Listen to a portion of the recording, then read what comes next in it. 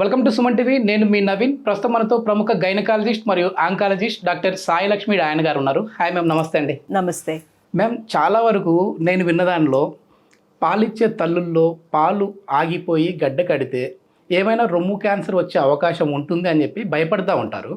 So అది నిజంగానే రొమ్ము క్యాన్సర్కి దారితీసే విధంగా ఉంటుందా? సో ఎట్లా దీన్ని ఎట్లా డయాగ్నోస్ చేయాలి? లుక్ అంటే అది టోటల్ అపోహ.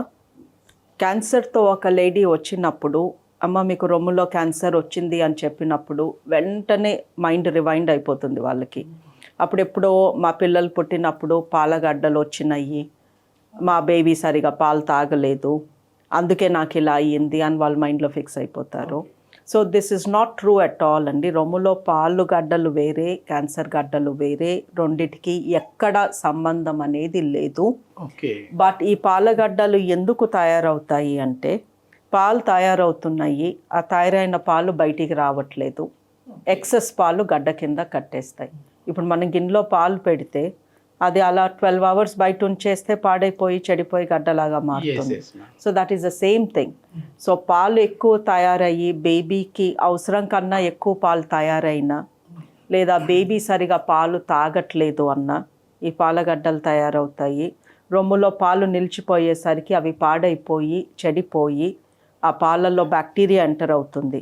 బ్రెస్ట్ ఫీడింగ్ మదర్స్ నిప్పుల పైన ఎప్పుడూ బ్యాక్టీరియా ఉంటుంది, బికాజ్ బేబీ నోరు పోతుంది కదా, నోట్లో నిండా బ్యాక్టీరియా ఉంటుంది. సో ఇన్ఫెక్షన్ వచ్చి అక్కడ గడ్డలాగా కడుతుంది. సో బ్రెస్ట్ ఫీడింగ్ మదర్స్ ఈ పాలగడ్డలు ఉంటే వాళ్ళకి బ్రెస్ట్లో ఇన్ఫెక్షన్ వచ్చే ఛాన్స్ ఎక్కువ ఉంటుంది.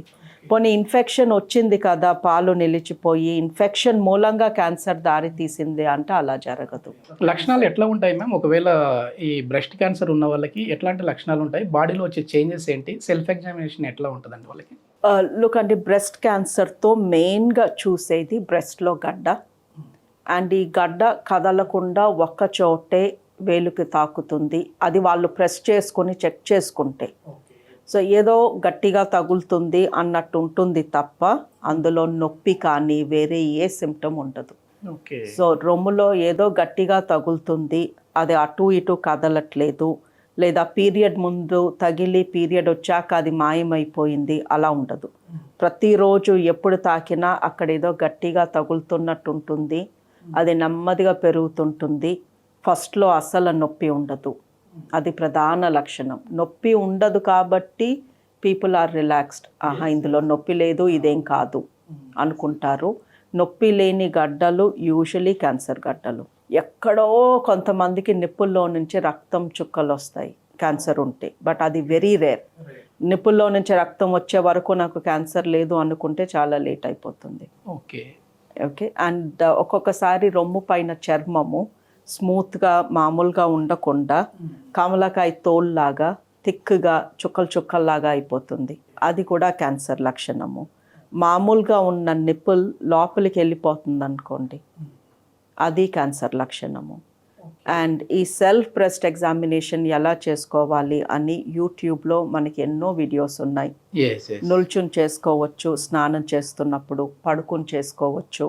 సో ఆ యూట్యూబ్ వీడియోస్ చూసి ప్రతి స్త్రీ తన పీరియడ్ అయిపోయిన లాస్ట్ డే ఈ సెల్ఫ్ ఎగ్జామినేషన్ ప్రతి నెల ఒకసారి చేసుకుంటే క్యాన్సర్ ఉంటే అది ముందే తను కనుక్కోగలుగుతుంది.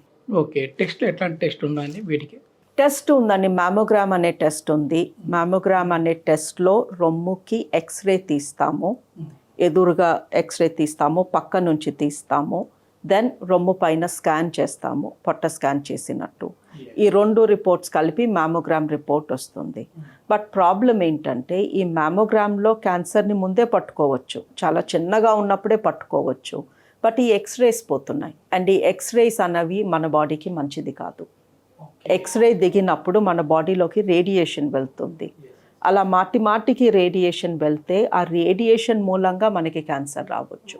ఒకవేళ క్యాన్సర్ ఉన్న వాళ్ళకి పెరిగే అవకాశం ఉంటుందా మ్యామ్? యూజువలీ క్యాన్సర్ ఉంది అంటే ఆల్రెడీ దాన్ని ఇంకా రేడియేషన్తో పెద్దగా పెరిగే ఛాన్సెస్ ఉండవు, అది ఎనీవే పెరుగుతూ ఉంటుంది. బట్ క్యాన్సర్ లేని వాళ్ళకి రేడియేషన్ పెడితే వాళ్ళకి క్యాన్సర్ వచ్చే ఛాన్స్ ఉంది రేడియేషన్ మూలంగా. అందుకే ఈ మ్యామోగ్రామ్ అనే టెస్ట్ 40 దాటితే కానీ చేయించుకోవద్దు అంటాము. అన్లెస్ మీ అమ్మకి కానీ అక్కకి కానీ ఆల్రెడీ బ్రెస్ట్ క్యాన్సర్ ఉంది అండ్ దేర్ఫోర్ మీ రిస్క్ ఎక్కువ, సో వీళ్ళు 40 వరకు మనం ఏం చేయకపోతే ఈ లోపు క్యాన్సర్ వచ్చేస్తుందేమో అన్న భయం ఉంటే తప్ప మామూలుగా ఫ్యామిలీ హిస్టరీ లేని లేడీస్ని 40 ఇయర్స్ దాటాక మ్యామోగ్రామ్ చేసుకోమంటాం. ఓకే, ఇది జెనెటికల్గా వచ్చేదా మ్యామ్, లేదంటే మామూలుగా మనం తీసుకునే ఫుడ్ హ్యాబిట్స్ వల్ల కావచ్చు, లేదంటే మన లైఫ్ స్టైల్ని బట్టి కావచ్చు వచ్చే విధంగా ఉంటుందా?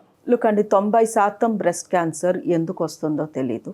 ఓకే ఓకే, అందులో కొంతమందికి ఒబిసిటీ ఉంటుంది, లావుగా ఉంటారు. కొంతమంది పిల్లలకి పాలిచ్చి ఉండరు. కొంతమందికి పిల్లలు పుట్టకపోయి ఉండొచ్చు. సో పిల్లలు పుట్టని వాళ్ళకి, ప్రెగ్నెన్సీస్ రాని వాళ్ళకి, బ్రెస్ట్ ఫీడింగ్ చెయ్యని వాళ్ళకి బ్రెస్ట్ క్యాన్సర్ కొంచెం ఎక్కువ చూస్తాము. ఓకే, లావుగా ఉన్న వాళ్ళలో బ్రెస్ట్ క్యాన్సర్ ఎక్కువగా చూస్తాము. బట్ అలా అని సన్నగా ఉండి 4-5 పిల్లలు పుట్టి వాళ్ళందరికీ బ్రెస్ట్ ఫీడ్ చేసిన వాళ్ళల్లో కూడా బ్రెస్ట్ క్యాన్సర్ చూస్తున్నాము.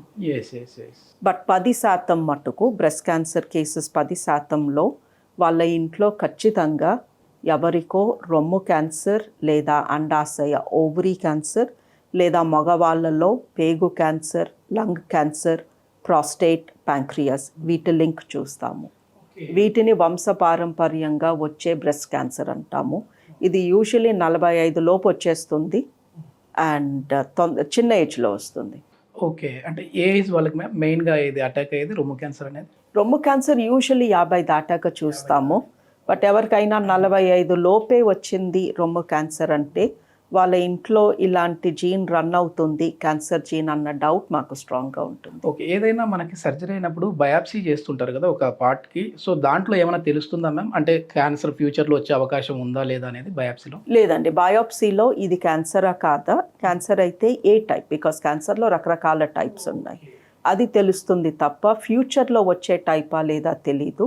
బట్ రక్త పరీక్షలో, ఈ రక్త పరీక్ష హెరిడిటరీ క్యాన్సర్ జీన్ టెస్ట్ అనే రక్త పరీక్షలో మనకి తెలుస్తుంది వీళ్ళకి ఈ క్యాన్సర్ జస్ట్ బ్యాడ్ లక్ ఏదో రీజన్తో వచ్చిందా, వంశపారంపర్యంగా వీళ్ళకి క్యాన్సర్ వచ్చే లక్షణం ఉందా. సో అది ఒక బ్లడ్ టెస్ట్లో తెలుస్తుంది. ఈ రొమ్ము క్యాన్సర్ వచ్చిన వాళ్ళలో చాలామంది భయపడిపోతూ ఉంటారు మ్యామ్. అంటే ఒకసారి క్యాన్సర్ అటాక్ అయింది అని అంటే మళ్ళీ తిరిగి కోలుకోవడం కష్టమేమో, అసలు మనం ప్రాణాలతో ఉంటామో లేదో అని కూడా భయపడుతుంటారు. సో అట్లాంటి వాళ్ళకి ఏం చెప్తారండి మీరు? ఈ మధ్యన బ్రెస్ట్ క్యాన్సర్ వచ్చిన ఎవరూ కూడా తొందరగా చనిపోవట్లేదు, thanks to the medication. Surgery, radiation therapy, chemotherapy, immunotherapy, hormone therapy, బోల్డ్ అనే ఆప్షన్స్ ఉన్నాయి. సో క్యాన్సర్ అసలు ఏ టైప్, ఈ టైప్ క్యాన్సర్కి ఫస్ట్ ఏం చేయాలి, ఇవన్నీ కనుక్కునే ట్రీట్మెంట్ స్టార్ట్ చేస్తున్నాము. సో అందుకే రొమ్ము క్యాన్సర్ ఎవరికన్నా వచ్చినప్పుడు యూజువలీ టౌన్స్లో ఈ ప్రాక్టీస్ చూస్తాము. రొమ్ము క్యాన్సర్ అన్న డౌట్ రాగానే లేదా బయాప్సీలో రొమ్ము క్యాన్సర్ అని తెలవంగానే వెంటనే ఆపరేషన్కి వెళ్ళిపోతున్నారు. అది కరెక్ట్ కాదు. సో రొమ్ము క్యాన్సర్లో 2 మేజర్ రకాలు ఉంటాయి, type A and type B. ఒక రకం క్యాన్సర్కి క్యాన్సర్ ఎంత పెద్దగా ఉన్నా ఆపరేషన్ ఫస్ట్ చేస్తే సూట్ అవుతుంది. ఇంకొంతమందికి క్యాన్సర్ 1 సెంటీమీటర్ ఉన్న, అంత చిన్నగా ఉన్నా కూడా ఫస్ట్ వాళ్ళకి కీమోథెరపీ ఇస్తే వాళ్ళు బెటర్గా నయమవుతారు. సో ఫస్ట్లో బయాప్సీ చేపించుకుని ఆ బయాప్సీలో IHC అనే టెస్ట్ ద్వారా ఇది ఏ టైప్ క్యాన్సర్ అని కనుక్కుని ట్రీట్మెంట్ స్టార్ట్ చేస్తే some of them are living for years and years అండ్ మళ్ళీ పనికి వెళ్తున్నారు, నార్మల్ లైఫ్ లీడ్ చేస్తున్నారు. కొంతమంది లేడీస్ తర్వాత ప్రెగ్నెన్సీ కూడా వచ్చింది, నార్మల్ బేబీస్కి డెలివరీ ఇచ్చారు.